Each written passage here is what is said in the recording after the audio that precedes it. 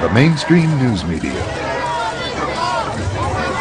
While Americans rely on it daily for the latest reports on world and domestic events, a recent study conducted by the Cronkite School of Journalism indicates that nearly 67% of Americans don't trust major media for accurate reporting. Ask Americans specifically why they distrust the media, and the answers are generally vague. After all, reports of news media abuses aren't normally found on the front page or the nightly news. Nonetheless, they do exist.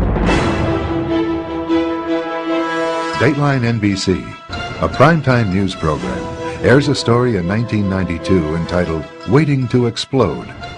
The story includes footage demonstrating that a line of trucks produced by General Motors readily explode on impact.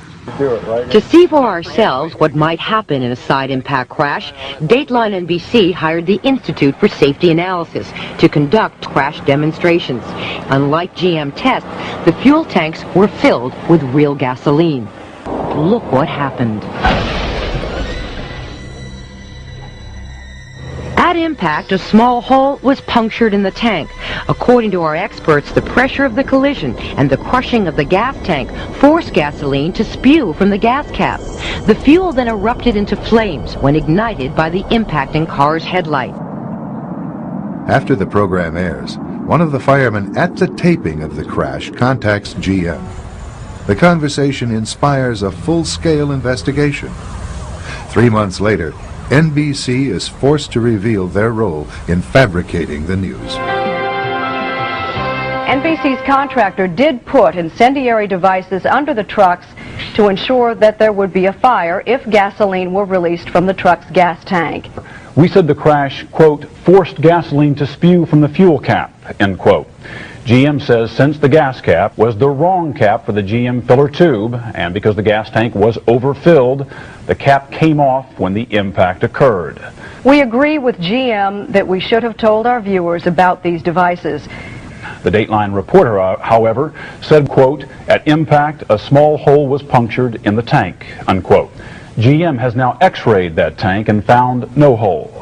We acknowledge the placing of the incendiary devices under the truck was a bad idea from start to finish.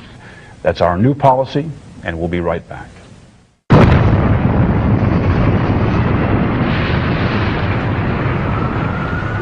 After the 1995 bombing of the Murrah Federal Building, information came to light that contradicted government claims disseminated through the mainstream media.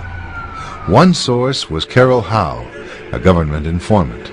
She revealed that federal agencies had prior knowledge of the terrorist plot and were ignoring several figures linked to the bombing.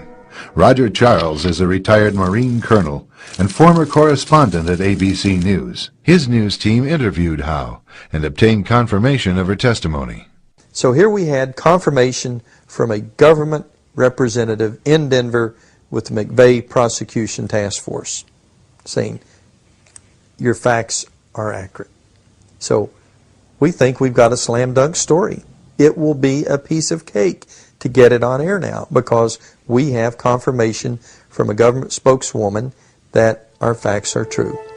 The story was ready to air on ABC Evening News, but to Charles' surprise, the story never ran. A few minutes later, a phone rang. Tom Gerald from ABC 2020 was on the phone to Thrasher saying the story had been killed for the evening. Didn't know why, but the decision in New York was not to run the story on Peter Jennings' nightly news that night. In order for the story to air, Charles reworked it following suggestions from New York. Well, the next morning, Don Thrasher gets a call from New York, and he gives me one of these. I couldn't believe it. I knew what the signal was. The story was not going to go again.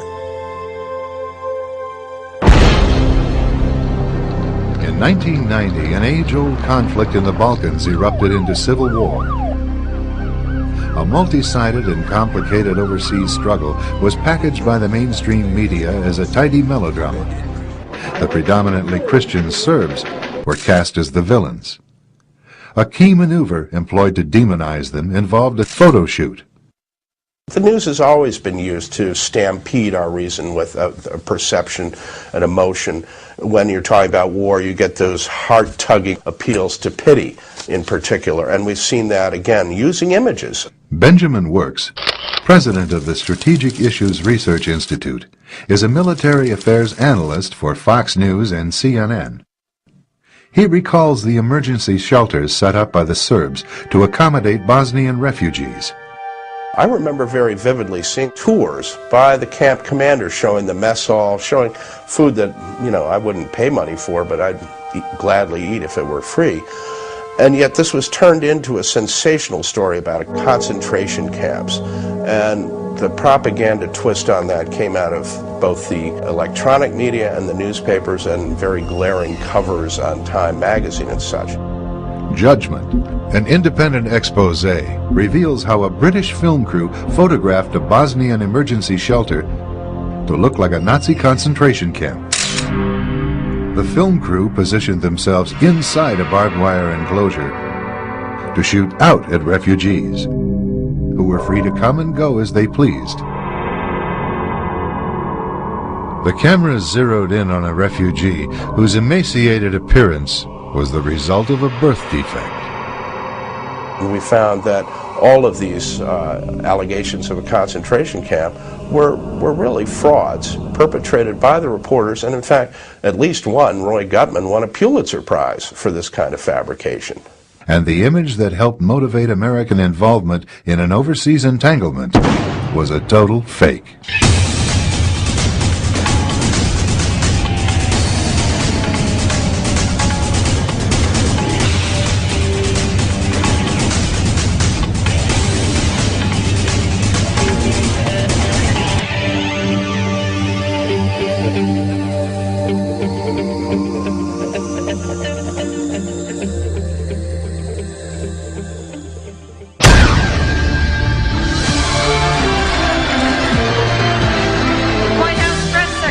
Joe Lockhart, Peter Mayer of CBS News, Steve Holland of Reuters, the incoming Vice President, Jay Leno, host of NBC's Tonight Show, Lori Santos of United Press International, Karin Jorgensen, editor of USA Today, Helen Thomas of UPI, Dean of the White House Press Corps.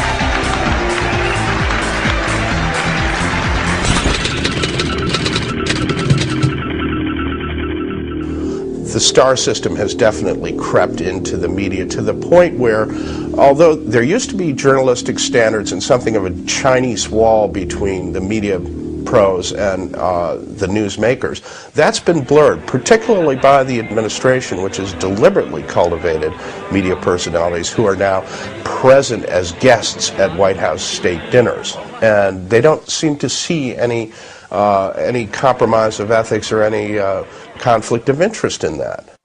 The executives, the editors in print media, the senior producers, executive producers in the visual media, these are the people that have the ideological bias, and what's probably almost as important, the personal friendships. They go to the same country clubs, they go to the same dinners, they socialize with a lot of the people that they cover. And yet this is where corruption sets into any system. When the censors and the monitors become friendly with the people they monitor, that's when standards fly out the window. Today, standards in mainstream news reporting have more to do with career enhancement than reporting the truth. Of course, to get ahead in a bureaucracy by giving the boss what he wants, that's how you get ahead. So again, that is indicative of why there's so much homogenization in the media. You know, if you wanted to look at a pyramid, and the first couple layers, the really eager, hard-working young journalists are out there trying to get the stories, trying to make a name so they can move up that pyramid.